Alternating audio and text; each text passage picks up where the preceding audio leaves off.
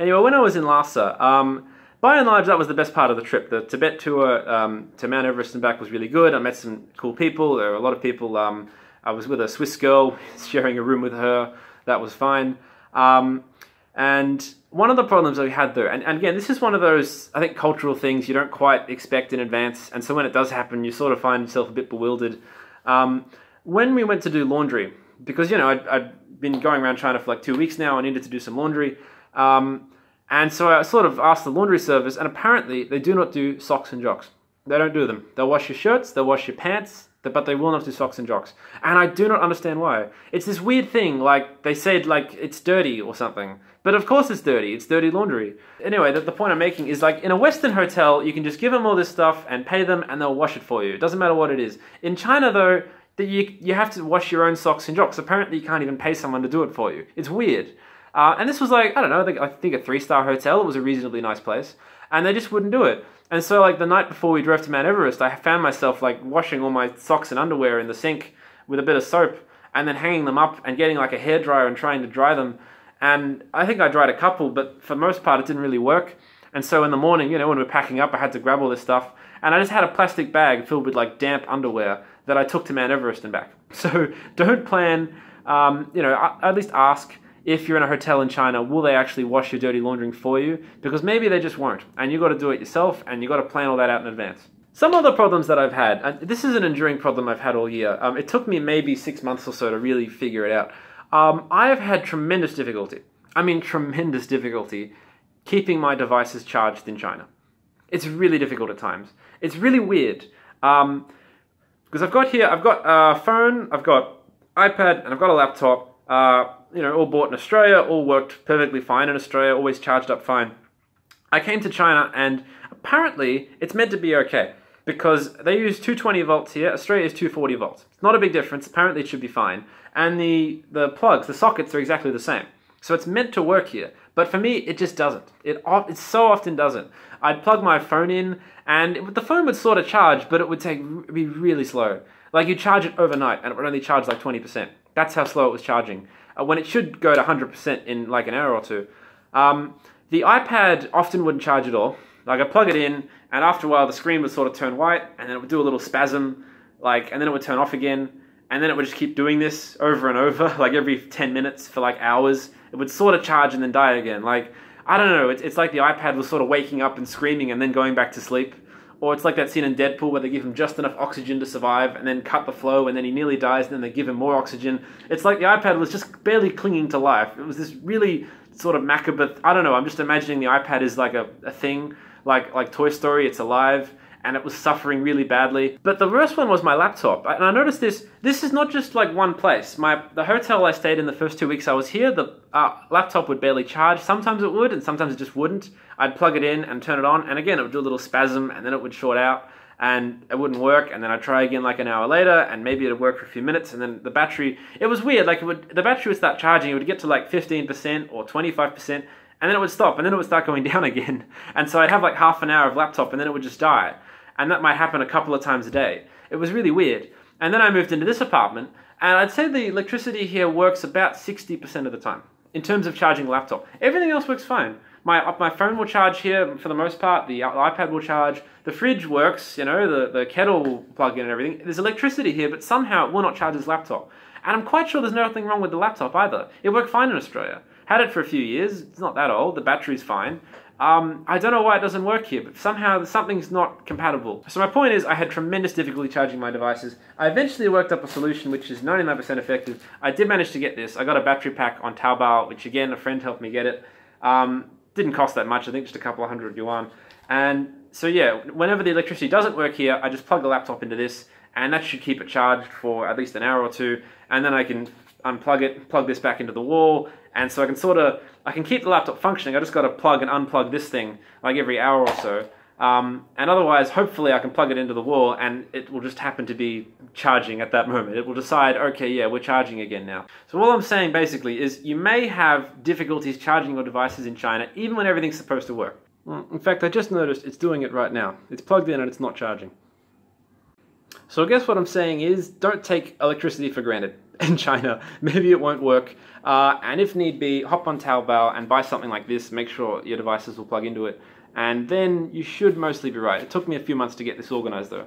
I had other problems as well. Like I had a few Australian plugs that, again, they plug into the wall here, but for some reason they don't work perfectly. And the phone or the iPad or whatever will be charging up really slowly. Eventually I just bought a few locally made ones, local Chinese ones, and for some reason they work fine. So again, even if you have plugs which work fine at home and should work here, maybe they won't. Maybe you'll have to buy your local Chinese-made plug to charge things. One other thing I had trouble with was actually with mobile data. So when I first got here, the company I was with put me on a plan which wasn't the best, because the mobile data would work, but then it seemed to run out roughly halfway through the month. And so eventually I went to my agency and I asked them for help, and they came with me to the like mobile phone company office, and they said, oh, okay, you're on this plan, yeah, all right, do you want a plan with more data? I'm like, yeah, how much is that? Like, all right, we can put you on an unlimited data plan for 50 yuan a month. I said, that sounds fine, put me on that. So I paid for it, we put me on that plan. I turned the phone on and off. You got to restart it, that's an important step.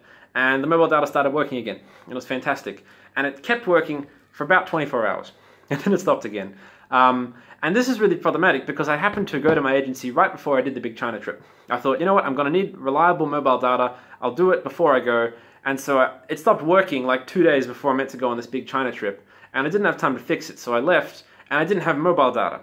When I was on this big China trip, I was just trying to scrounge Wi-Fi, which is a huge problem. Because even in Shenzhen, again, I know where everything is. I know where I live. I know where my work is. You know, I can sort of get there and back without too much difficulty. But when you're navigating an unfamiliar city, you really kind of need internet at times. Like when I got there and I wanted to buy a metro ticket, and I hadn't brought any cash with me because China's meant to be all digital now. You know, a lot of Chinese don't even carry cash. I do now. I always make sure I do. But I didn't have any cash on me at the time. And to buy a metro ticket, you need cash. You need coins. You can't buy it with WeChat or whatever. You can't buy it with a card. You need cash. And so I had no cash and I had no mobile data. And so what I needed to do, I basically just started begging. I basically went up to a couple of Chinese people. I'm like, hey, sorry, do you speak English? Could you help me? I just need a few coins for to buy a metro ticket because I can't do it the right way. I'm happy to add you on WeChat and pay you back if we can get the Wi-Fi working here in this McDonald's, which is where I was. And I talked to some people, and they were really nice about it. They just gave me the coins. They said, just here, have it. You're a foreigner, you know, some silly Lawa who doesn't know what he's doing, I suppose. They just gave me the coins and said, all right, you're fine. So I got them, bought the metro ticket, was fine. And then I tried to find my hostel, and I couldn't find it. Like, I was looking on the map, and it didn't really seem to match up to what was on the map. And again, I had no mobile data, so I was sort of asking people, like, hey, could you tell me where this place is? Can you find it on your map? And because I had no mobile data, and it was really annoying. And so it started working again when I got to the start of the next month, which was after like a week into this trip. When I was in Tibet, it started working again, which was fortunate. And then I got back to Shenzhen, having not had mobile data for like half of this trip. And so I went to the phone company with the woman from my agency. I'm like, all right, what happened? You said this would be unlimited data. It only worked for like a day, and then it stopped. What went wrong? And they checked the thing, and they said, oh, sorry, we made a mistake. You still were on a limited data plan, not unlimited. The unlimited data plan is 100 yuan a month, not 50. And so I don't know if this was all a scam or something. It's a legit company, I suppose. But yeah, basically I've said, all right, whatever, I'll pay it. And so now I'm paying 100 yuan a month for mobile data. It's unlimited. Admittedly, I think that's more than I'd pay in Australia. I think in Australia it was like $12 a month. And 100 yuan is like $20. So I guess I'm paying more for mobile data here. But now at least it does work. It's unlimited and it works. It's worked for the last few months reliably. I can pay the bills online. So it all works fine now. But again, this is the sort of odyssey, and it is an odyssey, that you may experience in China, or I guess moving overseas in general. As for the laptop charging, again, one thing I noticed, and this is really weird, sometimes you can plug it in and it will work, but the battery won't actually charge. It will just stay on 0%. I noticed this when I went on trains in China, when I was on the high-speed trains, which are fantastic, by the way. 300-kilometer-an-hour trains, you can go from Beijing all the way down to Shenzhen in just a few hours. It's great. But when I had the laptop plugged in, it would work, but the battery would stay on 0%. And the annoying thing is, I think this cable is getting a little bit old. It works fine, but it can sort of fall out easily. And so if I was sitting there with the computer doing something, and I didn't have a window seat, and I never had a window seat for whatever reason, if the person at the window seat wants to get up and use the bathroom, then I'm going to have to put the laptop away. And that means the plug is probably going to get bumped, and it's going to fall out, and the laptop will turn off, because it doesn't have anything in the battery. As soon as the cable is unplugged, it just turns off like that.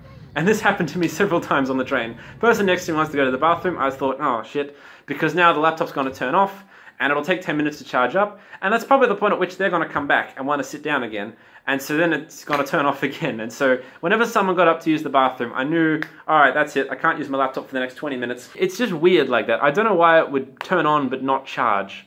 I don't know how you're in some weird middle ground where it charges just enough that the laptop will function but the battery itself will not charge. I don't even know how that works. So in summary, problems you may encounter.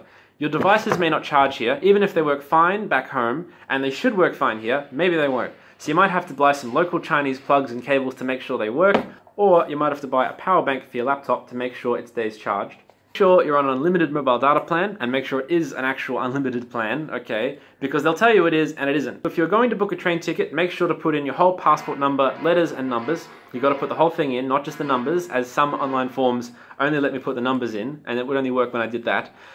If you are taking a train, I would advise bringing some roll-on deodorant. Maybe it was just me, but for some reason they tend to confiscate the spray-on. If you are staying in a hotel and you want to do laundry, ask in advance, do you wash socks and jocks?